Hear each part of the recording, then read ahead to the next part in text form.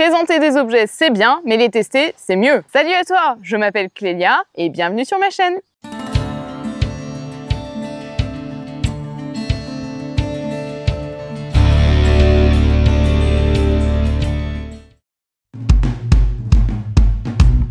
Pour cette nouvelle petite capsule, je vais faire un comparatif de différents modèles de marques très connues de Hachette. Mais avant, je te mets la vignette de la vidéo qui sortira ce vendredi, là.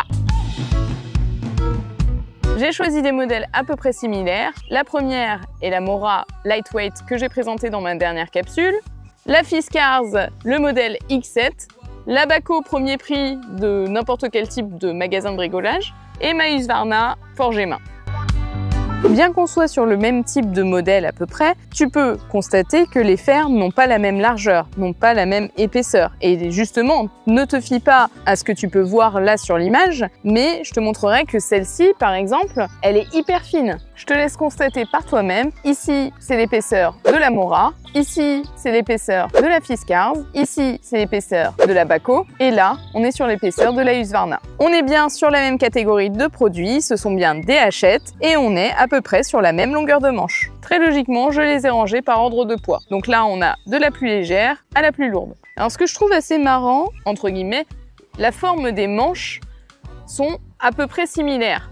Là, on est sur un retour ici vers l'intérieur de la lame. Là, c'est à peu près pareil. Ici, c'est pareil, ça revient vers l'intérieur, mais c'est un peu plus arrondi. Et là, pareil. Les deux Hachette qui sont en synthétique se ressemblent et celles en bois se ressemblent aussi. Si tu mets les quatre l'une à côté de l'autre, même si elles sont similaires, on voit que le retour sur le manche n'est pas exactement le même. Donc la prise en main va être un tout petit peu différente et l'équilibre probablement aussi. Bah justement, on va voir l'équilibrage.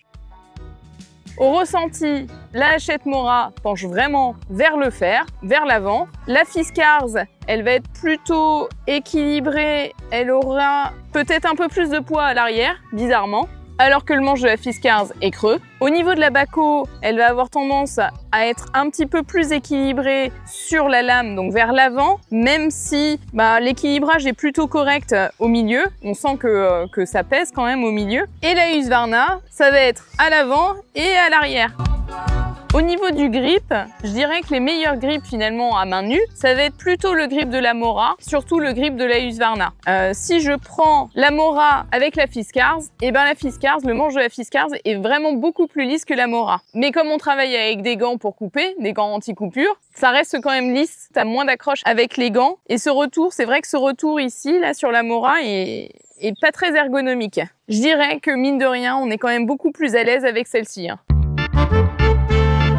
Pour le test de fendage, j'ai choisi deux morceaux de bois de la même espèce, donc c'est du merisier, l'un et l'autre, un qui est un peu plus petit que l'autre, mais en soi, c'est la même densité, ils sont pas pourris, ils sont bien durs, tu le vois à cœur d'ailleurs. Et donc on va essayer. La petite section, je la réserve pour les plus petites Hachette, et la grosse section pour les plus grosses.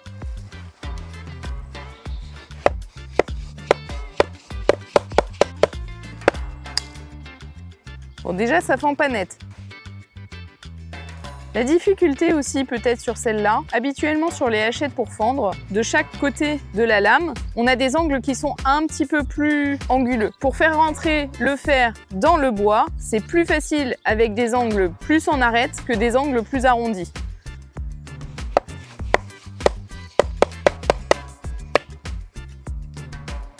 La problématique du fer qui n'est pas évasé, c'est que ça reste bloqué dans le bois. Donc c'est plus dangereux à sortir. Avec la Mora, j'ai essayé de fendre ce côté-là. Donc avec la Fiskars, je vais essayer de fendre ce côté-là.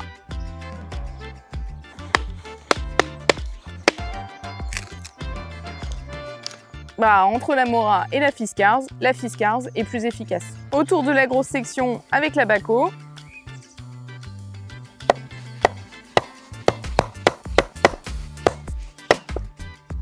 ça fonctionne, mais c'est dur. Et pourtant, c'est du merisier. J'ai été obligée de prendre un autre morceau de bois pour te montrer qui est à peu près la même densité. Et encore, ça c'est du hêtre, donc ça va être beaucoup plus dense que le merisier.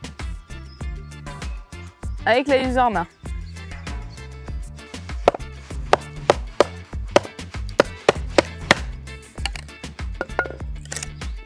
il n'y a pas photo. C'est beaucoup plus efficace, ça rentre davantage dans le bois. On est super à l'aise avec la Husqvarna et elle est très bien équilibrée. Après avoir fendu, on va y pointer et on va voir ce que ça donne.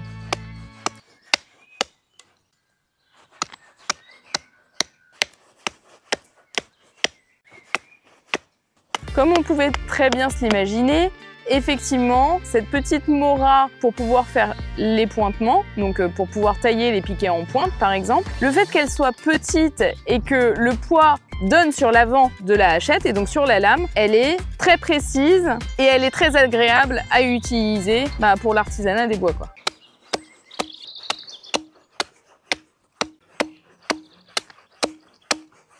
La Fiskars X7 fait le boulot, mais on est quand même moins précis et on est moins à l'aise par rapport à la Mora.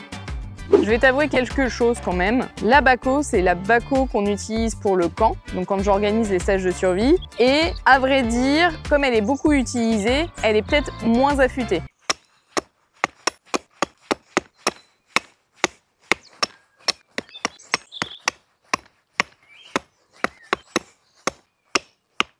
Certes, elle coupe un petit peu moins. Déjà de 1, c'est une hachette à 7 € et en plus de ça, elle n'est pas affûtée. Et au niveau de l'équilibrage, faut reconnaître, elle est quand même assez lourde. Et pour faire ce genre de travail, c'est un petit peu plus compliqué. Autour de la Husqvarna, bon déjà c'est plus rapide.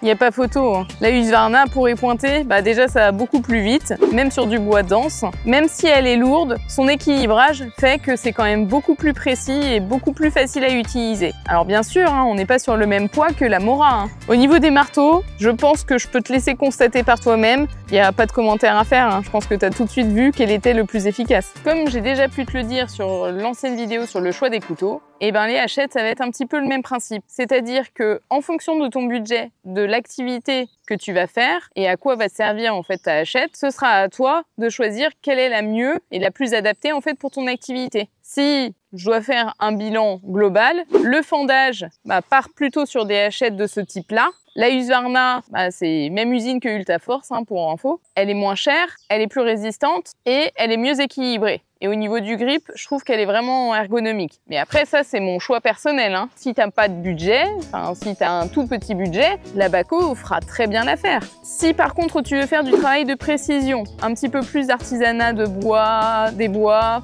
du bushcraft, mais vraiment plus en précision, à ce moment-là, va taper dans les plus petites hachettes et celles qui vont être les plus légères. La Mora, elle fend avec plus de difficultés, mais par contre, pour le travail de précision, je la trouve assez ergonomique. Le fait que le poids soit à l'avant t'aide vachement aussi sur le travail du bois en précision. Mais la Fiskars, c'est une bonne alternative. Ça peut te permettre de faire à la fois du bushcraft, mais à la fois aussi fendre du bois. Par contre, il ne faudra pas que tu sois sur du bois hyper dense, quoi.